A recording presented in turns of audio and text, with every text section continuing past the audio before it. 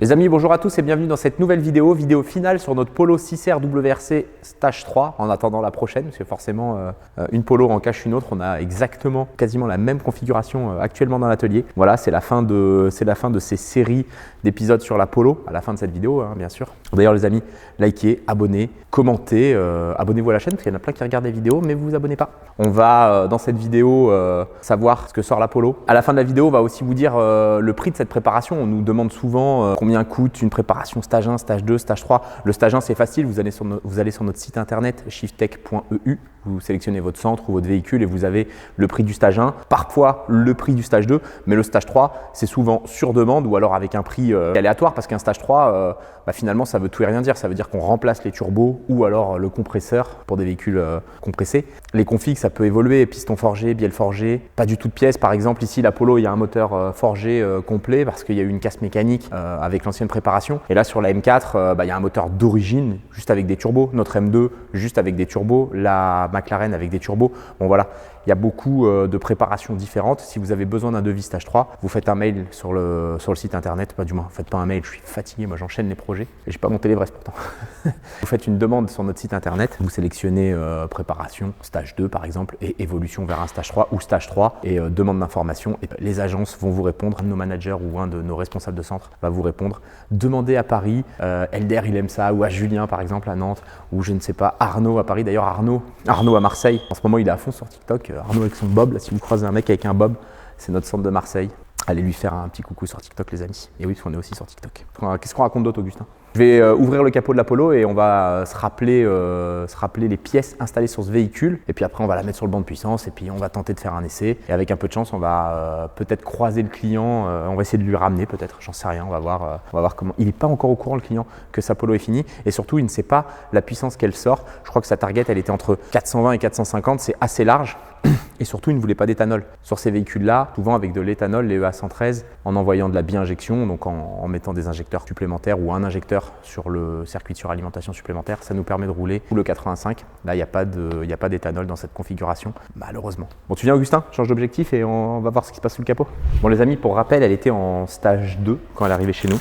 Elle avait déjà un échangeur, l'admission, la ligne, quelques modifications châssis. Je vois des coupelles réglables, Polo WRC honnêtement. Au-dessus du stage 2, il faut vraiment faire une optimisation des trains roulants, des pneumatiques, de la géométrie pour avoir un truc un peu plus efficace. Parce qu'avec la puissance d'origine, ça va. Avec un stage 1, c'est bien. Avec un stage 2, ça commence à être casse-gueule. Avec un stage 3, il faut vraiment optimiser le truc. Sinon, c'est quasiment certain qu'à un moment, tu vas te mettre en danger, quoi. Alors, en pièces, pour résumer brièvement, moteur forgé, piston, bielle, ressort de soupape, roller cam modifié, donc là pour régler le problème de cam follower qui explose sur ces types de moteurs, sur ce A113, donc la pompe HP c'est souvent un problème, la pompe HP souvent elle est raide, il faut passer sur un kit dans les pompes HP d'origine, Autotech, on va citer plein de marques mais Autotech ou nous on monte des pompes Loba, pompe HP Loba, valve upgrade, donc valve de rail pour avoir une pression de rail supérieure, injecteur, admission complète, ligne complète, cartographie OSP, voilà dans les grandes lignes, moteur complètement refait,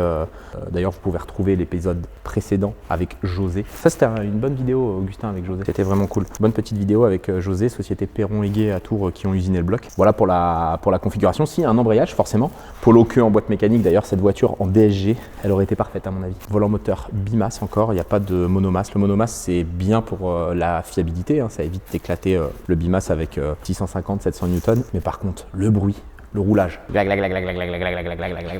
On avait d'ailleurs un de nos techniciens qui avait ça sur un TDI. Honnêtement, le bruit, je pense que même si ça apporte beaucoup de choses, ça vient vraiment faire chier un moment, quoi. Voilà en gros pour les modifications. Finalement, il y a un moteur forgé. Il n'y aura plus de problème du cylindre 1 qui dégage entre les segments. En théorie, il ne va pas plier une bielle, le client.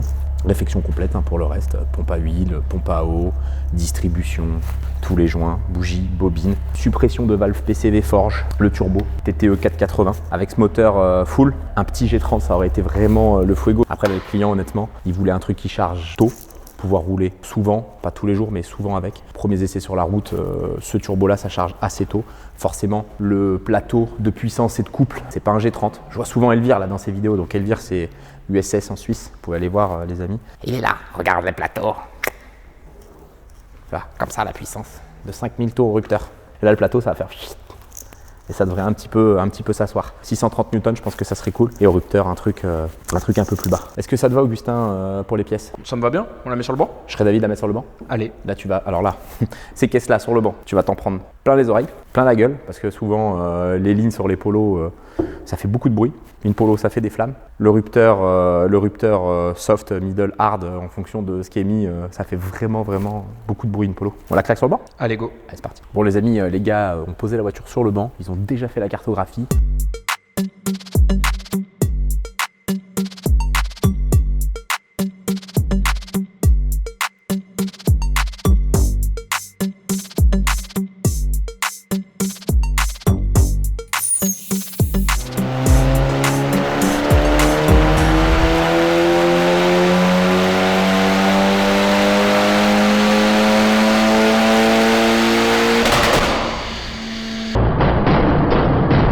On va juste la passer au banc, on va voir ce qu'elle sort. Voir les premiers ressentis, souvent ça se voit vite en fonction du frein, du rapport engagé. Quand ça accélère, on sait si les voitures elles sont performantes ou pas. Je connais pas les chiffres exacts, mais une polo en général, ça se voit direct. Le son surtout, le bruit de cette ligne d'échappement sur la polo ou de n'importe quelle ligne d'échappement sur la polo. La polo, en gros, c'est une ligne de Golf 2. Hein. Ça part du milieu comme ça, ça passe au-dessus du train arrière et hop, ça vient par-dessus. Et le fait de passer au-dessus du train arrière, ça fait un coude vachement serré et tout ça.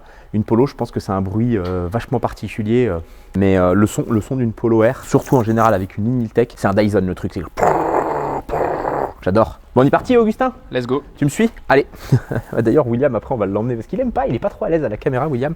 William, c'est le technicien qui a assemblé le moteur. Donc, en général, quand il y a un gars qui commence une voiture, il essaye d'aller jusqu'au bout du projet. Allez, on y va, Augustin. D'ailleurs, les amis, je sais pas si vous avez vu, mais à chaque fois, maintenant, je fais des petits passages au banc avec les petites Ray-Ban. Pas de placement de produit, hein, on les a payés et tout, malheureusement. C'est cool. Sur mon Instagram, Médéric Shiftech, je vous mets des tirs au banc des caisses. Je trouve que ça fait des images cool. Et surtout, ça évite de conduire avec une main au téléphone comme ça, et essayer de se filmer et de faire plein de trucs. Au moins, tac, tu mets les lunettes, tu lances. Augustin, fais gaffe parce que ça fait des flammes en plus. En plus de faire du bruit, normalement, ça fait des flammes une polo. Bah, je vais aller mettre un casque anti-bruit déjà. Ah, parce qu'elle fait beaucoup de bruit? Ouais. C'est bon? C'est bon? T'es pas obligé de crier si fort, il a le casque, il va crier. Ah, c'est bon. On va déjà bien la laisser chauffer, les amis. 90 d'eau. On va laisser la température d'huile monter un petit peu. Bon, allez, t'es prêt, Augustin? Je suis prêt. Donc là, les amis, on vient de lancer le passage. Le banc de puissance nous demande de redescendre en dessous la vitesse de départ de tir. J'ai fait une départ de tir à 1500 tours. Allez, c'est parti. 1500 tours à fond, rapport engagé. On va tirer jusqu'au rupteur et après arrive au rupteur.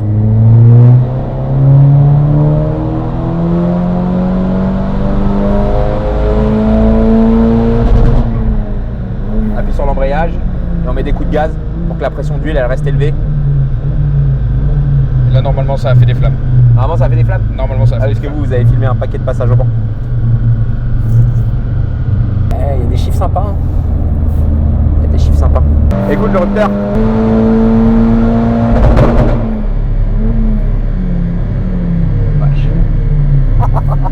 Il pète le rupteur.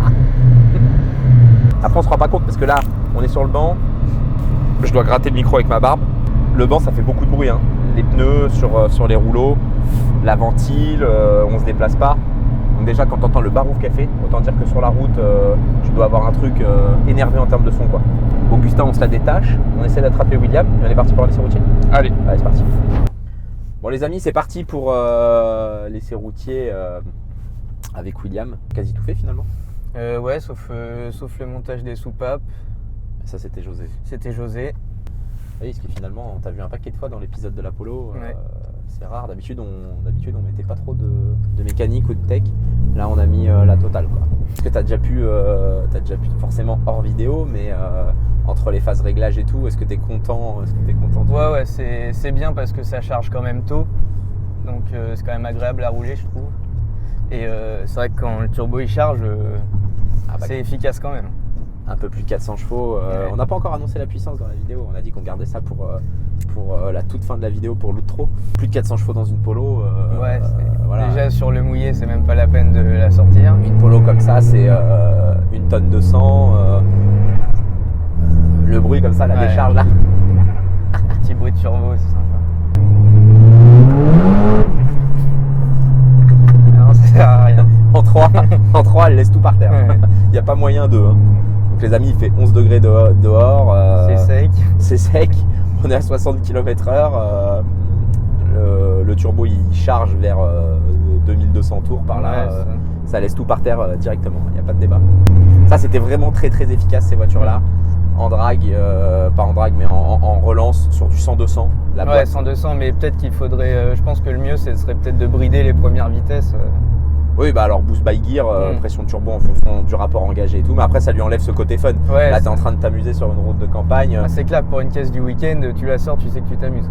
Roue braquée, t'accélères, Ouais. c'est impossible. C'est simple. De toute façon, une Polo WRC avec de la puissance, c'est accélération volant droit. Allez, on s'en refait une petite. Ce qui est bien, c'est que t'as pas besoin de dépasser les vitesses. 3e, Ouais, 60. Ouais, départ 50.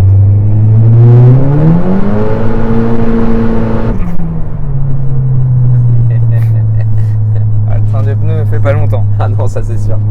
Alors, bon les amis, on a aussi on a une petite galère. Tu peux nous la raconter? Ouais, bah, j'avais pas de douille anti-vol, donc j'ai fait tout le moteur, les plaquettes arrière, tout sans jamais enlever une roue. Donc un peu chiant. Des plaquettes arrière sans enlever la roue, ça Ouais, c'est. Donc t'as démonté la chape d'étrier, t'as réussi à sortir les Ouais, pliés comme ouais, ça va, il y a un peu de place, mais. Et le client il l'a perdu? Je sais pas, on l'a pas trouvé à l'intérieur, et puis comme il habite loin. Ce bruit, c'est sympa. Quoi.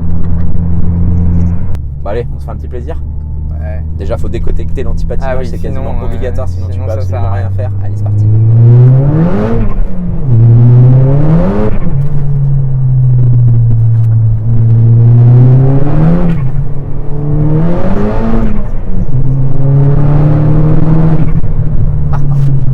Ce bruit. Ouais.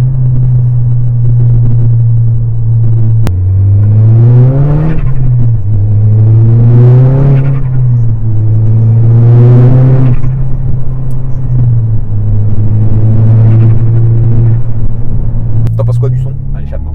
Moi, je pense que le son est bien, il est pas de trop. C'est bien. Ouais, dans la voiture ça drone Ouais. pas, rien. Elle avait l'intermédiaire cette ligne? Non, je crois qu'elle est full tube. Elle a le 4 bac titane.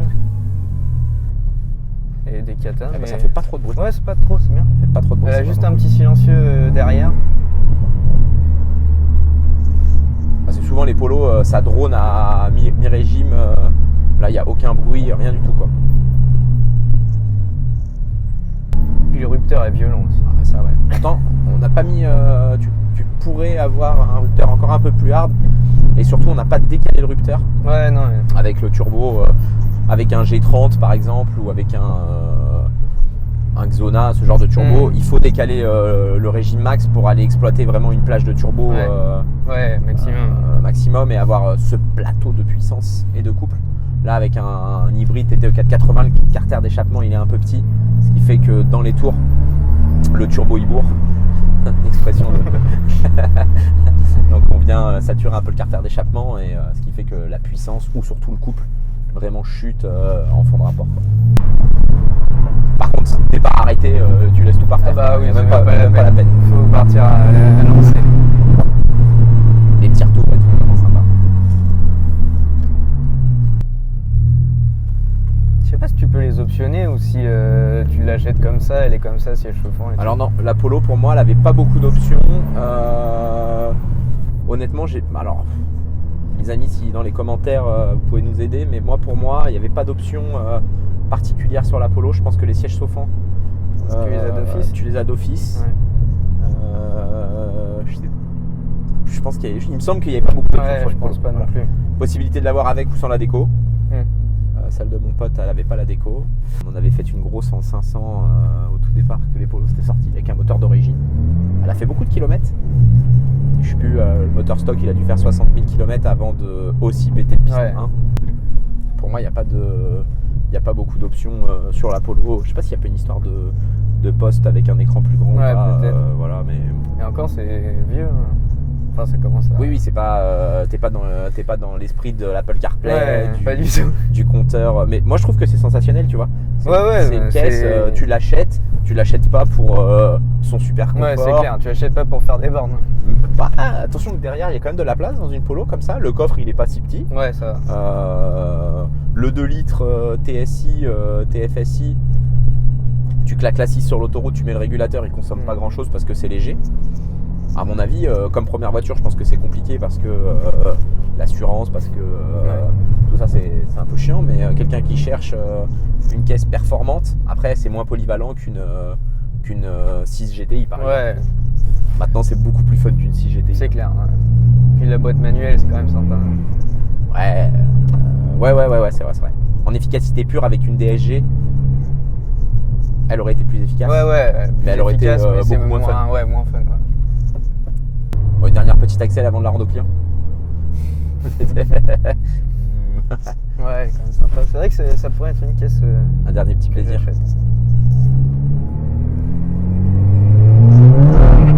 Ah, l'anti-patinage. Ouais.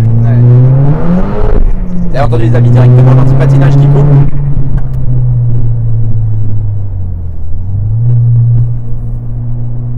L'anti-patinage dans une Polo préparée, c'est directement, tu rentres dedans, tu appuies sur le bouton.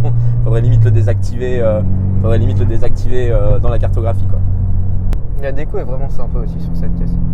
Ouais, alors on aime pas, voilà, déco simple. Sans, ça fait un peu fan. En plus, celle-ci numérotée 340 sur 2500, souvent c'était la puissance qu'on pouvait sortir en stage 2 par exemple, 340. Et là, ça aurait bien collé Polo WRC 340. Puis c'est très incisif et tout, c'est vraiment une caisse fun. Bon, par contre, t'es obligé de tourner le volant. Ça